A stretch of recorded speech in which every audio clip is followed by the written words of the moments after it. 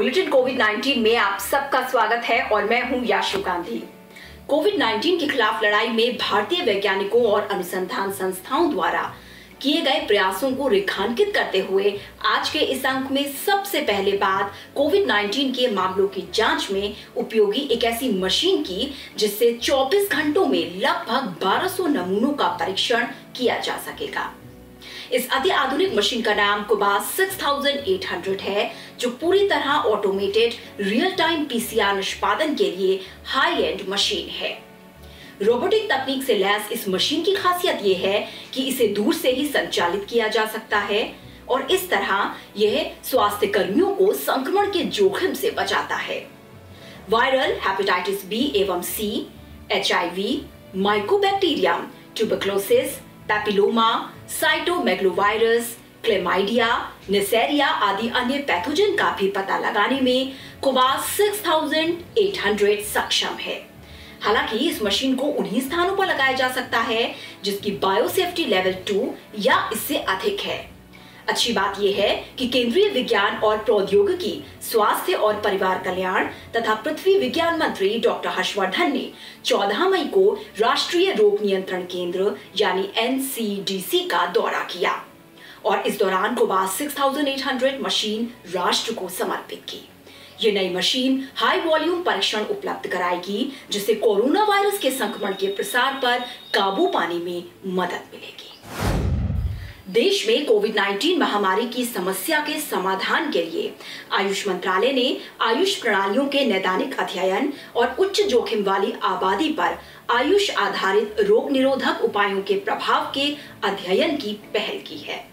रोग निरोध तथा अतिरिक्त मानक उपायों के लिए आयुष मंत्रालय, स्वास्थ्य और परिवार कल्याण मंत्रालय और विज्ञान और प्रौद्योगिकी मंत्रालय की संयुक्त पहल के रूप में वैज्ञानिक और औद्योगिक अनुसंधान परिषद के माध्यम से एक सहयोगात्मक नैदानिक अध्ययन करेगा जिसे ICMR का तकनीकी समर्थन प्राप्त होगा। इस नई पहल के तहत आयुष मंत्रालय ने एक अंतर विषयी आयुष अनुसंधान और विकास कार्य बल गठित कर दिया है जिसने कोविड-19 के पुष्ट मामलों के संबंध में रोग निरोधी अध्ययनों और एड ऑन हस्तक्षेपों के लिए नैदानिक अनुसंधान प्रोटोकॉल तैयार किया है। इस अध्ययन में अश्वगंधा, यष्टिमधु, गुडुचि, पिपली को मिलाकर एक हर्बल फॉर्म्युलेशन आयुष 64 के प्रभाव का आकलन किया जाएगा। कोविड-19 महामारी के दौरान बढ़े हुए जोखिम वाले मामलों में रोग निरोधक के रूप में अश्वगंधा को परखा जाएगा। स्वास्थ्य देखभाल प्रदाताओं में हाइड्रोक्सीक्लोरोक्विन के साथ अश्वगंधा की तुलना और कोविड-19 के हल्के और सामान्य प्रभाव वाले मामलों के उपचार के लिए देखभाल मानक के रूप में आयुर्वेद फॉर्म्युलेशन की प्रभावशीलता का भी अध्ययन किया जाएगा। एक और मुख्य पहल के तौर पर आयुष आधारित रोग निरोधी हस्तक्षेप के प्रभाव पर जनसंख्या आधारित पारंपरिक अध्ययन भी किया जाएगा। इसके मुख्य उद्देश्यों में कोविड के लिए आयुष हस्तक्षेपों की निवारक क्षमता का आकलन और उच्च जोखिम वाली आबादी में जीवन की गुणवत्ता में सुधार का आकलन करना शामिल है। इस बारे में हमें और अधिक जानकारी दे रहे हैं वैद्य राजेश कोटेचा, जो कि आयुष मंत्रालय के सचिव हैं। This is first time ever in history of India has happened that Ministry of Health and Family Welfare, Ministry of Ayush and Ministry of Science and Technology came together to launch this study, and ICMR is giving a technical advice, and CSIR is also on board of Ministry of Science and Technology. So it's a big joint effort.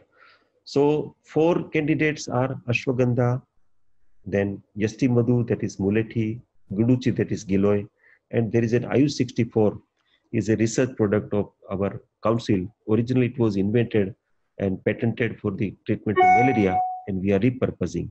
So these 4 drugs, we are doing different kinds of studies and different designs of studies at different centers of the country. For example, Ashwagandha, it is prophylaxis for health professionals. We are comparing it with hydroxychloroquine. Hydroxychloroquine is immunomodulator. Ashwagandha is also immunomodulator. So there is a comparative study available between Ashwagandha and hydroxychloroquine for the treatment of rheumatoid arthritis. It's published, and it's published in a very high impact journal of Rheumatology. So we are trying to visualize whether Ashwagandha can be repurposed and can be compared with hydroxychloroquine. And I'm sure, it is hypothesis, but I'm sure because I'm also a practitioner, I'm a clinician. So I know that there's a great possibility that ashwagandha will be a good candidate, and we may be able to prove it.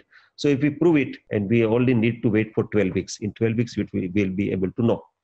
Other than ashwagandha, all the another 3 candidates we are using as a standalone prophylaxis and also add-on therapy. Add-on therapy ka matlab that these drugs will be used as a add-on to the standard care for COVID patients, mild to moderate symptom patients. And this is also already everything is planned.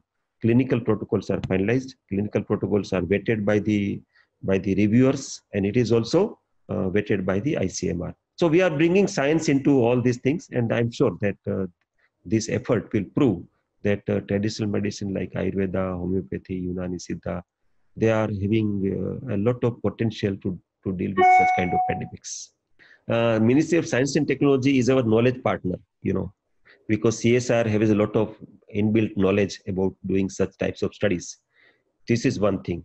Another thing, they are also funding our projects. Third thing, that they have IIM Institute in Jammu. Indian Institute of Integrative Medicine is a CSR laboratory in Jammu. So they have WHO GMP facility to prepare standardized material for the medicine. So they have provided us all the standardized material of ashwagandha, guduchi, pipali, and industry also is also on board. So they are knowledge partner, providing standardized material and then coordinating with the nationwide coordination. So they are on board. I want to add that in addition to CSIR, we have DBT on board, Department of Biotechnology. So CSIR and DBT labs also helping us for these 4 candidates and other plants to look at preclinical studies or mechanics like antiviral. These plants, what we have decided, we have selected, they are popularly antiviral also, but we don't know whether they work on COVID-19 or not. So we will verify at the same time while going on clinical study will be going on, will be in laboratory, will verify whether they are actually antiviral or not. So how in mechanics, how they work, So mechanics study is also important, because clinical study, when we see great results, we have to understand how it worked. So we started studies together simultaneously. Mechanics study, antiviral studies, and clinical study, everything is going on together.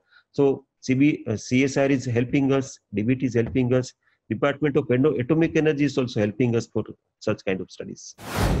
कोविड-19 से निपटने के लिए vaccine की सबसे अधिक आवश्यकता है और भारतीय शैक्षणिक समुदाय, स्टार्टअप्स और उद्योग जगत एकजुट होकर अत्याधुनिक वैक्सीन का डिजाइन और विकास करने में संलग्न है।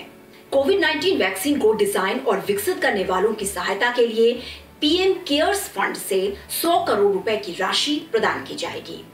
इससे वैक्सीन विकास को उत्प्रेरित करने के रूप में सहायता दी जा सकेगी। इस राशि का उपयोग प्रधान वैज्ञानिक सलाहकार के निरीक्षण में किया जाएगा।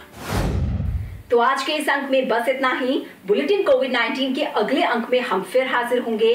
तब तक आप अपना ख्याल रखिए, सोशल डिस्टेंसिंग का पालन करते रहिए, हाथों की स्वच्छता के साथ मास्क का समुचित उपयोग करते रहिए और हमें दीजिए अनुमति। नमस्कार।